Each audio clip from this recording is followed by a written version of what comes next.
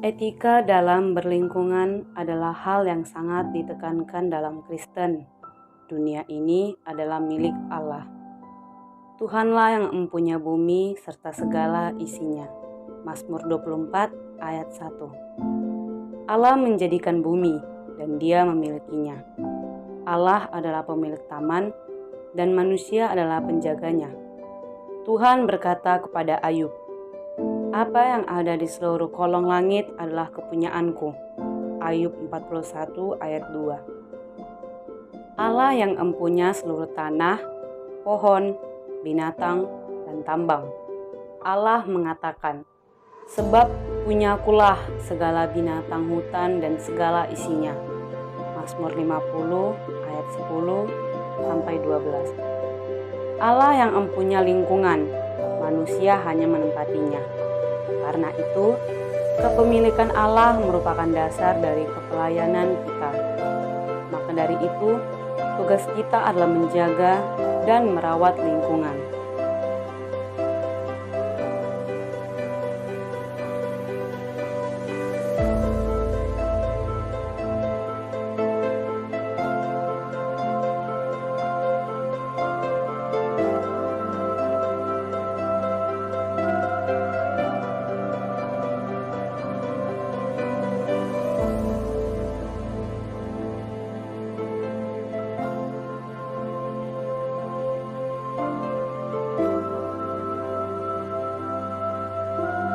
Umat manusia adalah penjaga lingkungan.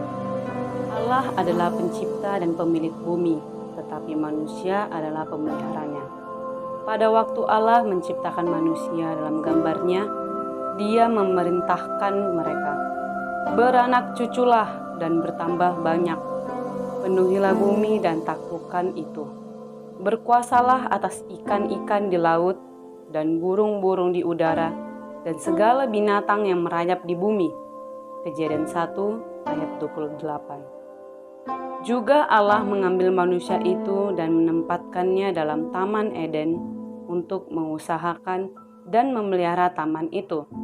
Kejadian 2 ayat 15. Dari ayat-ayat ini, kita dapat mengamati paling sedikit 3 kewajiban dasar terhadap lingkungan kita.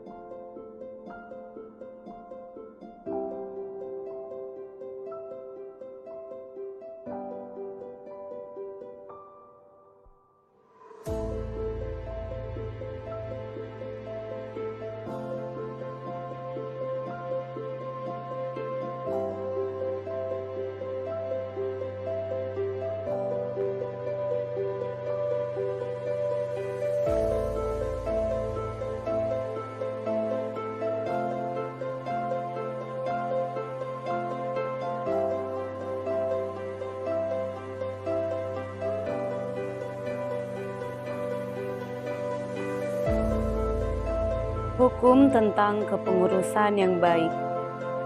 Ekologi adalah kepengurusan yang baik. Allah telah mempercayakan bumi dan sumber-sumber alamnya untuk kita pelihara, dan kita harus bertindak dengan penuh tanggung jawab terhadap sumber-sumber tersebut.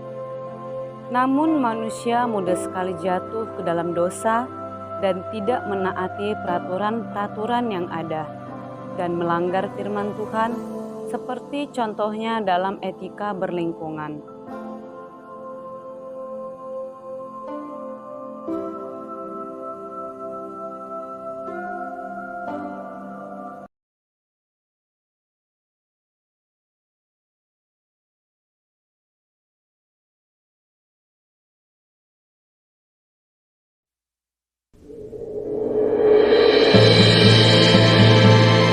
Orang yang ngambil keputusan kan nggak pernah terekspos ke udara yang buruk.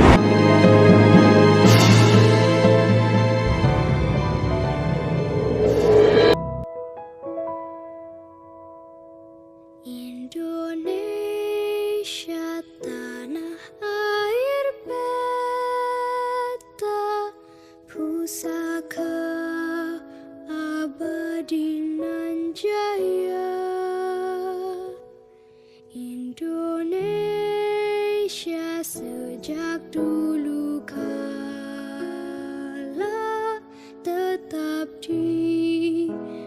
puja-puja bangsa. Sampah yang berceceran di Laut Indonesia jika dikumpulkan cukup untuk menutup sepertiga wilayah tanah air. Selain masalah sampah, yang saat ini juga menjadi sorotan adalah kualitas udara di Jakarta yang ternyata pada Selasa kemarin masih berada di kategori tidak sehat. Hari tua, tempat akhir menutup mata.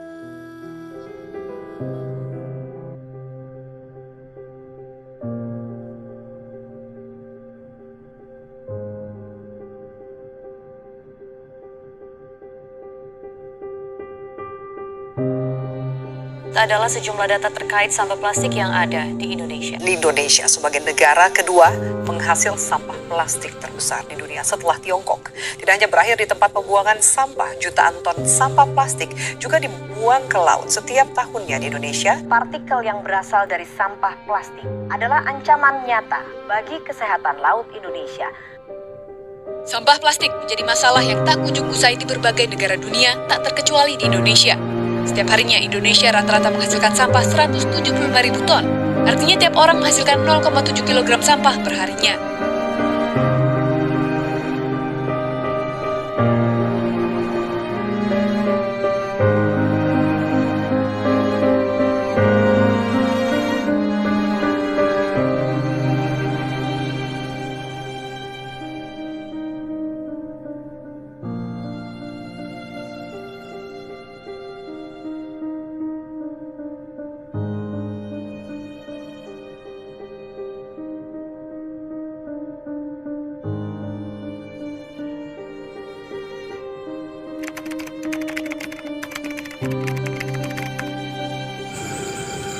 Indonesia sebenarnya tidak kekurangan orang pintar, tapi kebanyakan orang-orang malas. Sama halnya dengan etika berlingkungan, hampir tidak ada. Tong sampah ada, tapi bukan di tempatnya dibuang. Akhirnya, sampah di mana-mana, polusi terus merebak, aliran air kotor dan bau bahkan menghantui ibu kota. Menyadarkan orang untuk membuang sampah pada tempatnya terkadang bukan hal yang mudah dilakukan. Terkadang orang-orang hanya butuh bukti nyata untuk bisa mengikuti. Tidak hanya sebuah suruhan atau perintah. Sama halnya dengan cerita kali ini. Terkadang kita hanya butuh satu orang saja untuk menyadarkan kita. Tidak lebih. Satu orang itu yang berperan penting untuk mengajarkan betapa pentingnya menjaga etika dalam berlingkungan.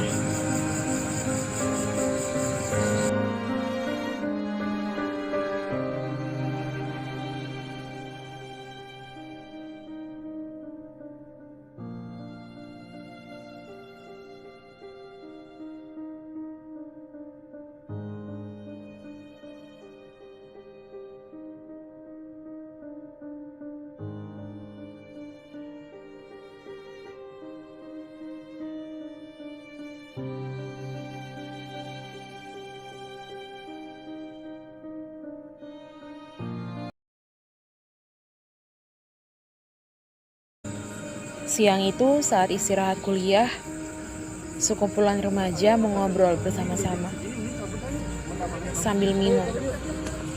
Sampah botolnya dibuang begitu saja ketika mereka pergi. Hingga seseorang datang lalu memungut sampah itu dan membuangnya ke tong sampah. Padahal sekumpulan remaja itu bilang, nanti bakal ada petugas kebersihan yang membersihkannya. Jadi ia tak perlu repot-repot untuk memungutnya kembali. Ngapain dipungutin? Apa buat tempat sampah doang, benar? Ya nggak usah sih, kan gua ada petugas yang ini yang ambil. Udah nggak usah cabut aja. Deket doang nggak apa-apa nih. Tapi ia tak peduli. Baginya membuang sampah tidak harus menunggu petugas, tapi bisa dilakukan oleh diri sendiri.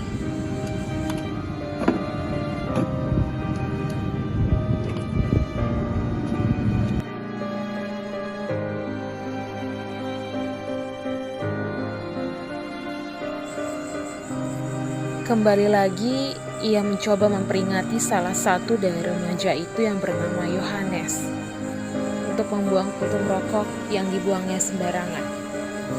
Tetapi jawabannya tetap sama. Yohanes tidak mau dan pergi begitu saja.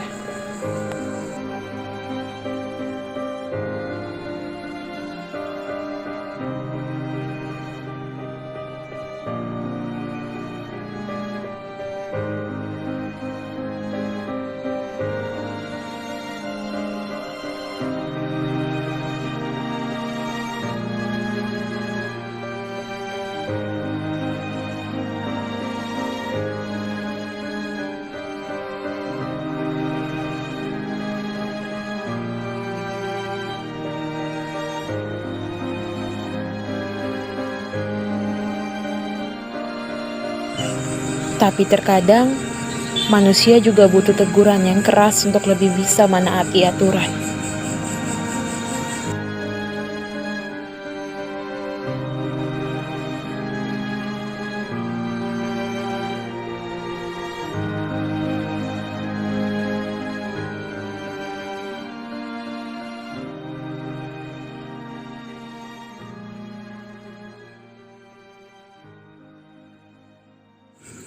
Dengan begitu, sedikit demi sedikit manusia itu akan terbentuk dan berubah. Menjadi pribadi yang lebih baik lagi, tahu aturan dan bahkan saling mengingatkan kembali bahwa memiliki etika lingkungan itu adalah hal yang paling penting. Jangan buang sampah di situ dong. Gue udah sering diomelin. Kenapa sih emangnya? Baru sekali gitu doang.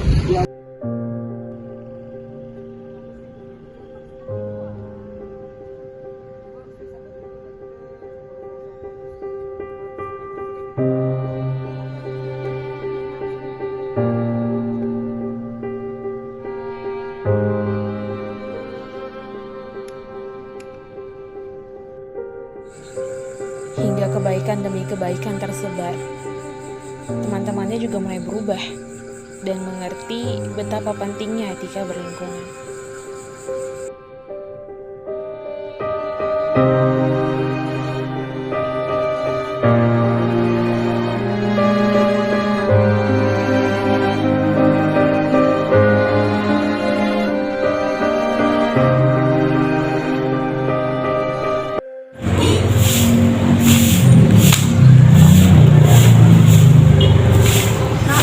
Tolong ya sampahnya dibuang. Oh iya nanti saya buang kok. Tolong ya kak. Iya. Supaya lingkungan kita bersih kak. Iya.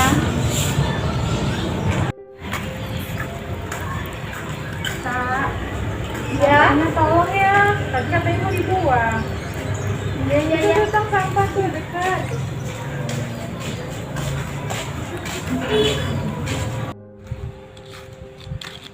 Tong sampah dekat kan, tinggal buang.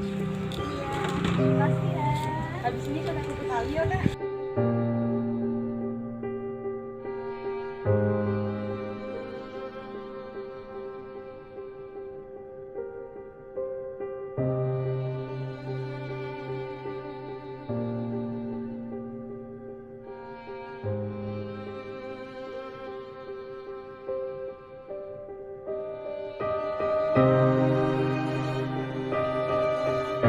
Lihat deh kali di sana kak, kotor banget kan? Itu pasti karena ulah kita, karena kita sering buang sampah sembarangan. Makanya supaya kali kita nggak kotor lagi ya kita jangan buang sampah sembarangan. Kan nanti akibatnya kena ke kita lagi. Ya deh, aku nggak gitu lagi. Aku akan buang sampah di tempat sampah.